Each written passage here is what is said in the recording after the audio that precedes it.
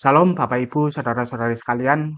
Kita akan melanjutkan sesi PA di dalam Yesaya pasal 10 ini. Mari sebelum kita merenungkan apa yang Tuhan nyatakan di dalam bagian ini, kita sama-sama berdoa, mohon bimbingan dari Roh Kudus. Ya Tuhan Allah Bapa kami, sebentar lagi kami akan merenungkan kembali firman-Mu yang ditulis di dalam kitab Yesaya. Biarlah Tuhan Engkau bentuk hati kami menjadi tanah yang subur, yang siap ditanam oleh kebenaran firman. Tuhan, biarlah apa yang kami baca ini dapat menjadi panduan di dalam kehidupan kami. Kami dapat merefleksikan apa yang terjadi di dalam kehidupan umat-Mu di masa lalu, dan kami dapat menerapkannya di dalam kehidupan kami pada masa ini. Di dalam nama Tuhan Yesus Kristus kami berdoa. Amin. Mari kita masuk ke dalam pembahasan, dan pada sesi ini kita akan mempelajari Yesaya pasal 10 ayat 5 sampai 19. Tetapi sebelumnya marilah kita merenungkan satu pertanyaan yang menggelisahkan hati banyak orang ini, yaitu bagaimana menyelaraskan antara kejahatan manusia dengan rencana Tuhan. Kita tahu di dalam dunia ini orang-orang bisa melakukan kejahatan terhadap sesamanya.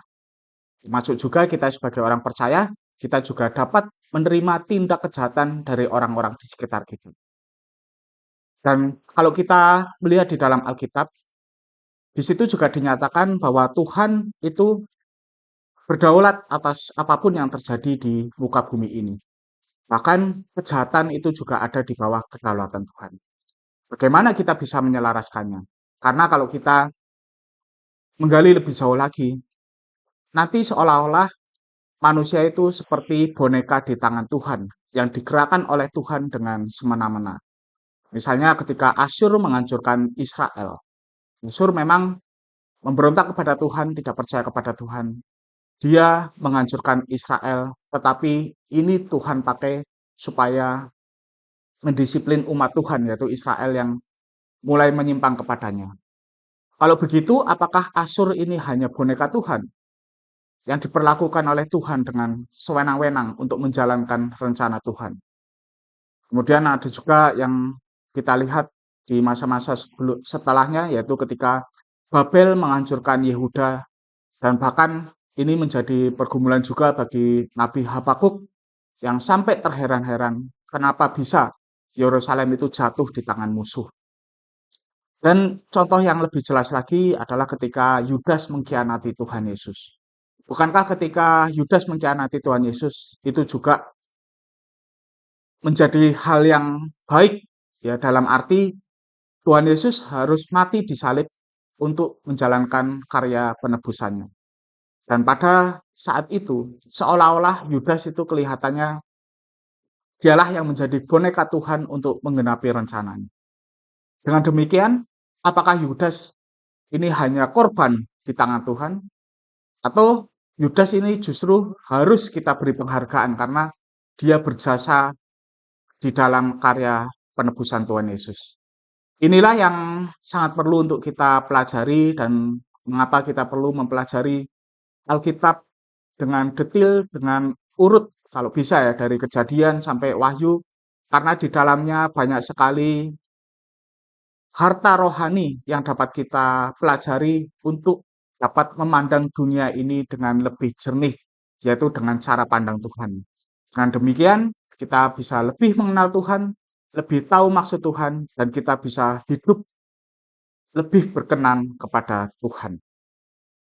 Dan di dalam beberapa sesi di minggu-minggu ke depan ini kita akan mempelajari 3 hal, yaitu pada hari ini kita akan belajar bagaimana Tuhan menggunakan Asyur sebagai alatnya, dan minggu depan kita akan belajar tentang sisa Israel yang akan kembali, ayat 20 sampai 27, dan setelah itu penutup di pasal 10 ini adalah kehancuran Asyur, ayat 28 sampai 34. Dan marilah sembari kita mempelajari bagian ini, kita peka terhadap pendisiplinan dari Tuhan. Mari kita renungkan apakah kita juga melakukan hal yang salah seperti yang dilakukan oleh umat Tuhan pada masa itu. Dan marilah kita juga kembali bertobat karena Tuhan menyediakan keselamatan bagi orang-orang yang berbalik kepadanya. Inilah pesan yang sangat jelas yang dinyatakan oleh Tuhan di dalam kitab Yesaya. Sebelum kita masuk ke dalam ayat-ayat yang akan kita bahas, saya akan paparkan kronologi singkat ya ketika masa pelayanan Yesaya. Jadi kalau kita lihat di awal kitab ini, Yesaya menuliskan bahwa dia melayani di masa pemerintahan 4 raja, yaitu Raja Uzia, Yotam, Ahaz, dan Hizkia. Ini adalah raja-raja di Yehuda. Secara garis besar, raja-raja di Yehuda ini lebih baik dibanding raja-raja di Israel. Tetapi marilah kita juga melihat bahwa baik Israel maupun Yehuda semuanya itu memberontak kepada Tuhan dan mereka dihukum Tuhan. Ketika Raja Uzia naik tahta, dia mengawalinya dengan baik, tetapi kemudian dia menjadi tinggi hati. Bapak Ibu, saudara-saudari sekalian bisa membacanya di dalam kitab 2 Raja-Raja 26 ayat 5. Dan di masa akhir usia Raja Uzia ini, Yesaya dipanggil Tuhan dan melayani kepada bangsa Yehuda. Sementara di Israel pada masa Raja Uzia ini bagaimana? Ketika Raja Uzia naik tahta di Yehuda, keadaan di Israel itu sebenarnya sedang ada di dalam masa-masa ekonomi yang baik, tetapi stabilitas politik mulai menurun. Dan pada masa itu, Asyur itu mulai mengancam. Jadi Asyur ini mulai membesar dan menebar teror ke bangsa-bangsa di sekitarnya. Kemudian setelah Raja Uzia meninggal, gantikan oleh Yotam, dia adalah raja yang benar, dan masa pemerintahnya ini diwarnai dengan berbagai proyek pembangunan, kemudian kemakmuran secara jasmani, serta militer yang berjaya. Namun di Israel, dan juga apa yang terjadi di Asyur, ya, di bawah Raja Tiglat-Pileser yang ketiga, Asyur itu mulai berkonflik dengan bangsa-bangsa sekitarnya dan termasuk juga mulai dengan Israel dan nanti merembet ke Yehuda. Jadi keadaan di Israel ini semakin genting. Kemudian setelah Raja Yotam, Yehuda dipimpin oleh Raja Ahaz, dan pada saat ini ada yang menarik yaitu koalisi Israel dengan Aram melawan Yehuda. Mengapa mereka melawan Yehuda? Karena kerajaan Asyur ini semakin ingin meluaskan daerahnya dan mulai mengancam Israel dan juga Aram. Dan karena itu Israel dan Aram ini berkomplot koalisi untuk melawan Asyur dan mereka mengajak Yehuda. Tetapi Yehuda menolak bergabung melawan Asyur. Yang terjadi malah Ahaz sebagai raja Yehuda, dia meminta bantuan kepada Asyur. Nah, ini yang juga mendukakan Tuhan karena Ahaz sebagai orang pilihan Tuhan justru mengandalkan pertolongannya kepada musuh Tuhan ya, bukan kepada Tuhan sendiri. Dia takut kepada Asyur, tetapi dia lupa pada Tuhan yang lebih berkuasa atas Asyur. Dan pada masa ini juga kemudian Israel hancur dan mengalami pembuangan. Jadi Raja Hosea ini raja terakhir di Israel.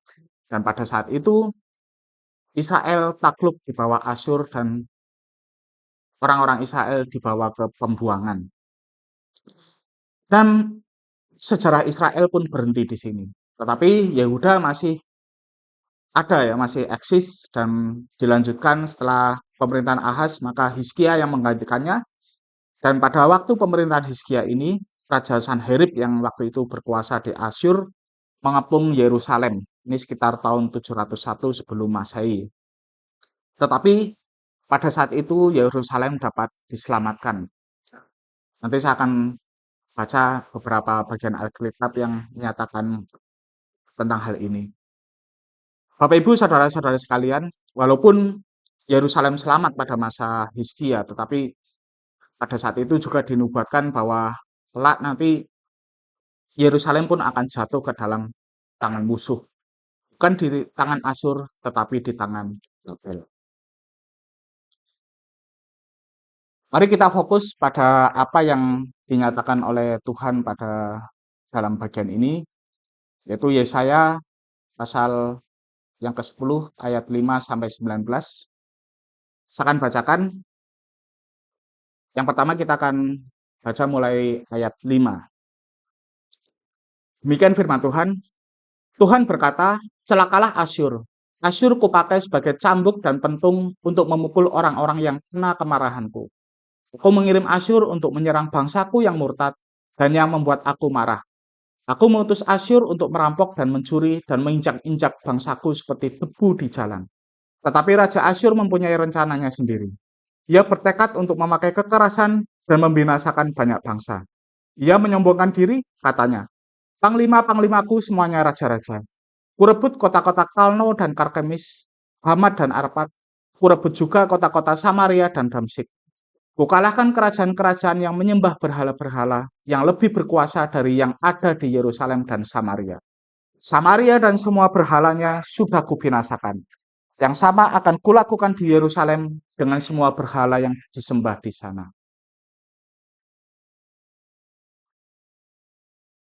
Jadi di sini dinyatakan bahwa Tuhan itu bisa menggerakkan musuh untuk memberi teguran pada umatnya yang menyimpang. Tuhan berkata, Asyur kupakai sebagai cambuk dan pentung untuk memukul orang-orang yang kena kemarahanku. Aku mengirim Asyur untuk menyerang bangsaku yang murtad dan yang membuat aku marah. Jadi umat Tuhan di sini dikatakan sebagai umat yang murtad, yang bisa disamakan dengan orang-orang yang tidak percaya kepada Tuhan. Dan karena mereka memberontak, maka Tuhan melakukan disiplin ya atau hukuman. Dengan cara apa? Dengan cara menggerakkan Asyur yang pada waktu itu menjadi negara yang superpower, yang sangat menakutkan bagi banyak orang. Asyur menebar teror ke banyak wilayah, ke kota-kota di Aram, satu demi satu berjatuhan ya, Kalno, Karkemis, Hamat, Arpad. Ini keempatnya merupakan kota di wilayah barat laut di Aram ya, Syria. Kemudian Damsik, ini ibu kota Aram. Termasuk juga Asyur menebar teror ke Samaria dan Yerusalem. Mereka sangat sombong sehingga mereka mengatakan bahwa kalau mereka sudah bisa menaklukkan ilah-ilah di wilayah-wilayah yang lain, maka mereka juga akan menaklukkan sesembahan, yaitu Allah yang disembah oleh orang-orang Israel dan Yehuda. Jadi pada waktu itu masing-masing wilayah atau masing-masing bangsa itu memiliki dewanya. Dan kalau bangsa itu dikalahkan, maka itu berarti juga kekalahan yang dialami oleh dewanya. Dan ketika Asyur bisa mengalahkan Samaria, Asyur itu merasa bahwa Yahweh atau Allah yang disembah oleh orang-orang Israel itu sudah ditaklukkan. Dan Asyur juga menebar teror ke Yerusalem. Kalau Samaria bisa ditaklukkan, maka Yerusalem pun bisa ditaklukkan. Jadi Asyur ini sangat menyombongkan diri. Mereka merasa bahwa semuanya dapat ditaklukkan di bawah kendalinya. Tetapi apa yang tidak disadari oleh Asyur bahwa sebenarnya Asyur melakukan itu bukan karena kekuatan mereka. Mereka bisa menyombongkan diri sendiri, tetapi mereka tidak menyadari bahwa yang sebenarnya mereka lakukan justru adalah rencana Tuhan. Tuhan ingin menghukum Israel karena dosa-dosa mereka, dan Tuhan memakai bangsa Asyur. Tetapi Asyur merasa sombong, karena Asyur tidak tahu bahwa di balik itu semua sebenarnya rencana Tuhan yang digenapi. Mereka hanyalah alat Tuhan. Jadi marilah kita merenungkan, jangan berpikir bahwa karena kita umat Tuhan, maka kita bisa berbuat sekehendak hati kita. Karena kita sudah menjadi orang Kristen, maka apapun yang kita lakukan, Tuhan pasti akan mengampuni kita, Tuhan tidak marah, Tuhan sayang sama kita, dan sebagainya. Memang benar Tuhan sayang sama kita, mengampuni apapun dosa-dosa yang kita lakukan. Tetapi justru karena Tuhan mengasihi kita, maka Dia akan menghajar kita ketika kita menyimpang daripadanya. Ibrani 12 ayat 7 menyatakan demikian ya di dalam BMK, dikatakan hendaklah kalian menerima cambukan dari Allah sebagai suatu hajaran dari seorang bapak. Sebab apakah pernah seorang anak tidak dihukum oleh bapaknya? Allah sebagai Bapa yang penuh kasih kepada kita juga akan menghukum, mendisiplinkan kita ketika kita mulai menyimpang daripadanya. Jangan bermain-main dengan anugerah yang telah kita terima. Kita bisa diselamatkan bukan karena usaha kita, tetapi karena Tuhan Yesus harus mengorbankan dirinya di kayu salib. Jangan anggap remeh anugerah ini, dan ketika kita sudah mulai menyimpang, kalah terhadap teguran dari Tuhan dan segeralah berbalik. Jangan mengeraskan hati seperti umat Tuhan yang dinyatakan di dalam kitab Yesaya ini, supaya keadaan kita tidak tambah buruk. Kemudian kita lanjutkan di ayat selanjutnya, ayat 12 menyatakan demikian. Tetapi Tuhan berkata, kalau yang hendak kulakukan di Bukit Sion dan di Yerusalem itu sudah selesai, aku akan menghukum Raja Asyur karena kesombongan dan keangkuhannya. Raja Asyur membual, katanya, semua itu kulakukan dengan kuasaku sendiri. Aku bijaksana dan pintar, kuhapus batas-batas antara bangsa-bangsa dan kurampas persediaan mereka. Seperti banteng aku menginjak-injak orang-orang yang memerintah. Bangsa-bangsa di dunia seperti sarang burung. Dengan gampang harta mereka kuambil, seperti orang meraup telur yang ditinggalkan di sarang. Tak ada sayap yang menggelepar, tak ada yang membuka paruhnya atau menciap-ciap. Tetapi Tuhan berkata, dapatkah kapak membanggakan diri terhadap orang yang memakainya? Apakah gergaji lebih penting dari orang yang menggunakannya? Bukan pentung yang mengangkat orang, melainkan oranglah yang mengangkat pentung. Ada beberapa gambaran di sini, misalnya kapak, gergaji, pentung, ini adalah perkakas yang biasa digunakan oleh manusia ya. Jadi di sini Tuhan menggambarkan bahwa Asyur hanyalah alatnya. Asyur sama sekali tidak berkuasa apa-apa kalau Tuhan tidak memakai mereka. Tuhan berdaulat untuk memakai siapapun dan apapun untuk menggenapi rencananya. Misalnya di dalam Amsal 21 ayat 1 dikatakan seperti ini. Sama seperti Tuhan mengatur air sungai supaya mengalir menurut kehendaknya. Begitu juga ia membimbing pikiran raja. Jadi walaupun Raja Asyur, apalagi pada masa itu ya, raja ini memiliki kekuatan yang absolut, mutlak. Tidak ada yang bisa melawan perintahnya. Tetapi kekuasaan yang sedemikian besar pun ada di bawah kuasa Tuhan. Tuhan bisa mengatur semuanya untuk menggenapi rencananya. Tetapi bukan berarti Tuhan berbuat semena-mena. Nanti kita akan belajar di bagian selanjutnya. Dan karena perbuatannya ini ya, atas kejahatannya itu, Asyur dihukum. Dan ini juga menjadi gambaran juga ya, ketika nantinya Asyur dihukum ya. Jadi ada superpower yang lain, yaitu Babel yang kemudian akan mengalahkan Asyur. Dan kalau Asyur bisa dihukum atas perbuatannya, maka para penerima pesan dari Yesaya ini, yaitu orang-orang Yehuda, itu juga diminta untuk merefleksikan bahwa Tuhan juga bisa melakukan hal yang sama pada mereka ketika mereka menyimpang. Marilah kita renungkan dari bagian ini, ingin menjadi perkakas seperti apakah kita? Marilah melekat pada Tuhan dan membuang kecemaran sehingga kita bisa menjadi perkakas atau perabot yang dipakai untuk maksud yang mulia. Jangan menjadi perkakas yang dipakai seperti Asyur, dipakai untuk penghukuman, tetapi marilah menjadi perkakas yang dipakai untuk hal-hal yang baik, misalnya di dalam pekabaran Injil, menjadi berkat bagi sesama, menjadi berkat di tengah keluarga, dan sebagainya. Di dalam 2 Timotius 2 ayat 20 sampai 21, firman Tuhan menyatakan, di dalam rumah yang besar terdapat macam-macam perabot.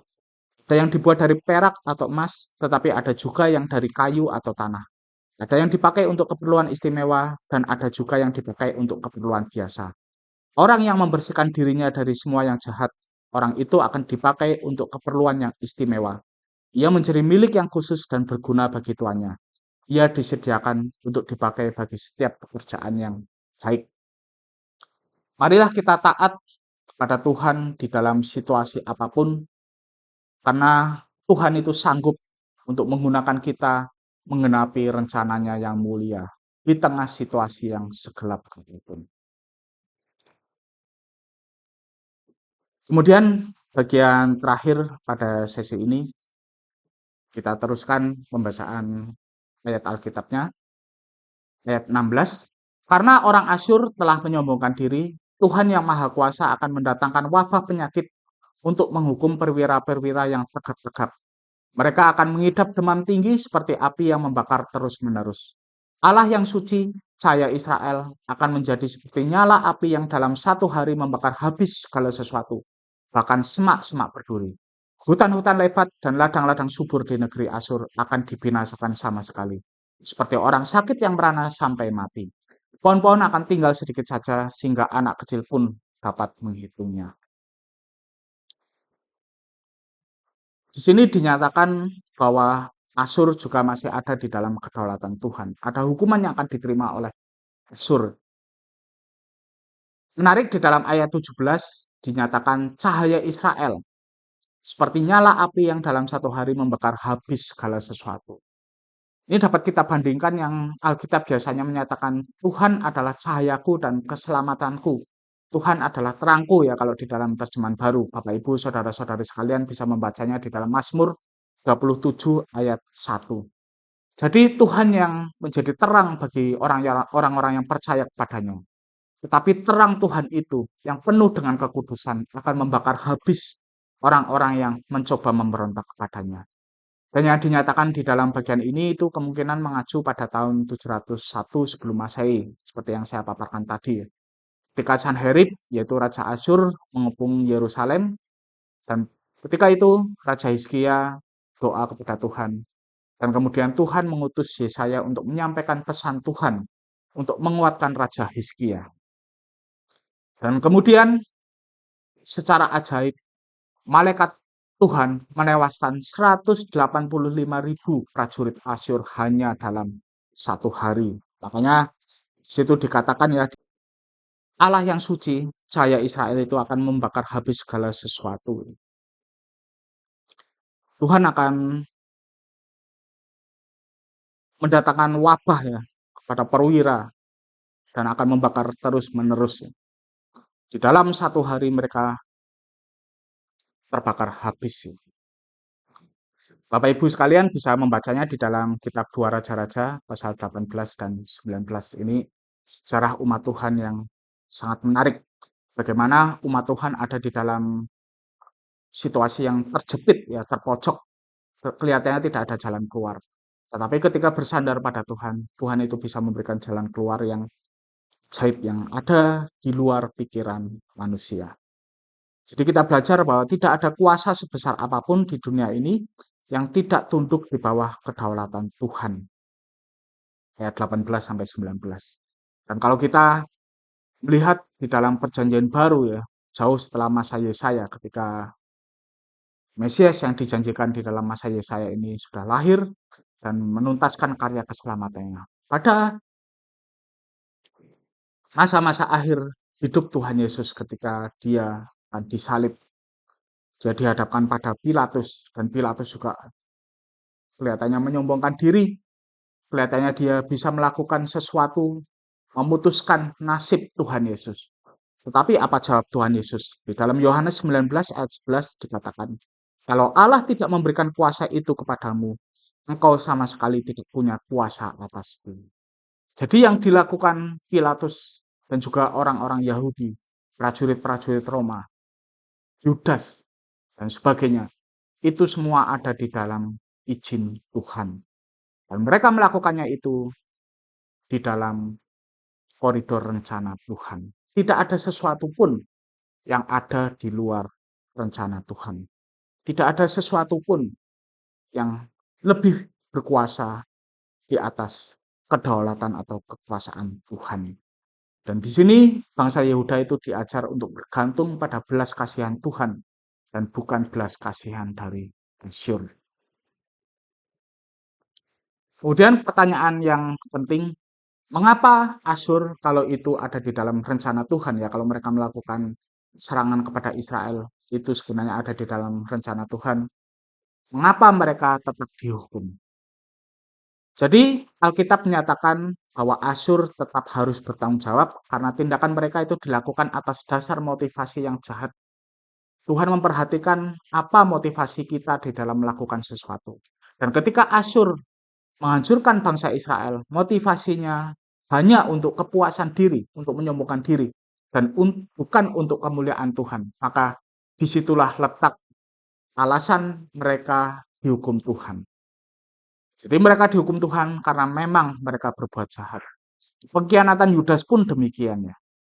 Pengkhianatan Yudas memang dijadikan sarana sehingga Kristus disalib dan misinya digenapi. Tapi ketika Yudas melakukan pengkhianatan itu, Yudas melakukannya semata-mata karena uang, karena ada kejahatan yang ada di dalam hatinya. Dan oleh sebab itulah Yudas tetap dihukum oleh Tuhan. Markus 14 ayat 21 menyatakan, memang anak manusia akan mati seperti yang tertulis dalam Alkitab, tetapi alangkah celakanya orang yang mengkhianati anak manusia itu. Lebih baik untuk orang itu kalau ia tidak pernah dilahirkan sama sekali. Jadi perhatikan betul-betul motivasi kita. Apapun yang kita lakukan, itu tetap ada di dalam kedaulatan Tuhan. Tapi ketika kita melakukan hal-hal yang melawan Tuhan, yang tidak berkenan kepada Tuhan, maka Tuhan juga mencatat hal itu sebagai dosa dan kita akan mempertanggungjawabkannya.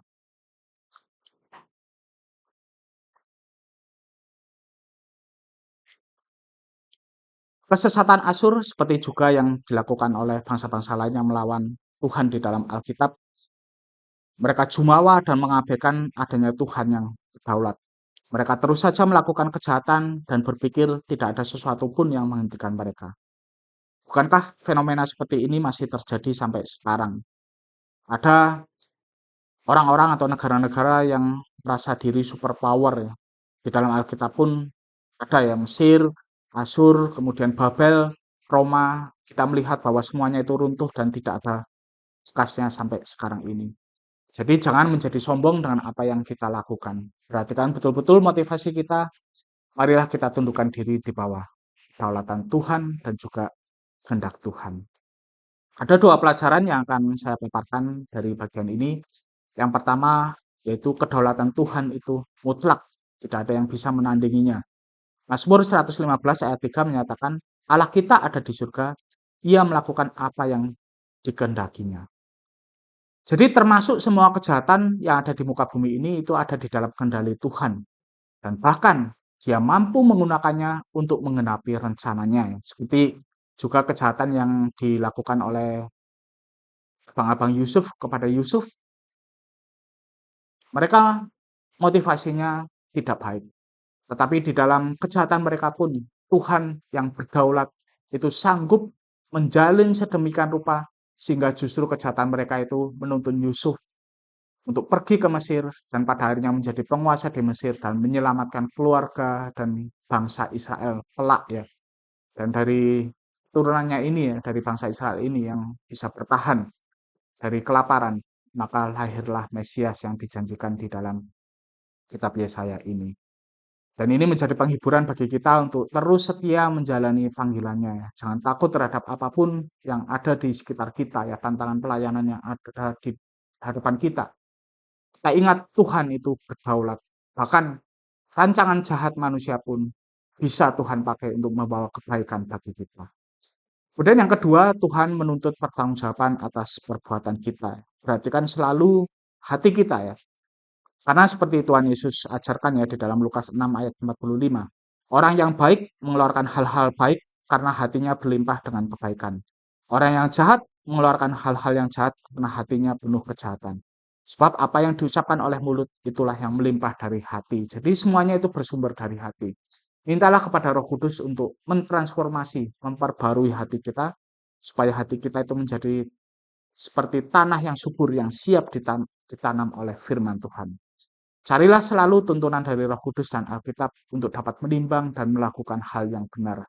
Hati-hati jangan pengaruh dengan ajaran-ajaran di dunia ini yang mengatakan bahwa hati nurani manusia itu sebenarnya suci, baik, dan kita bersandar pada hati nurani kita. Ingat, kita itu sudah jatuh di dalam dosa. Hati nurani kita pun sudah kotor.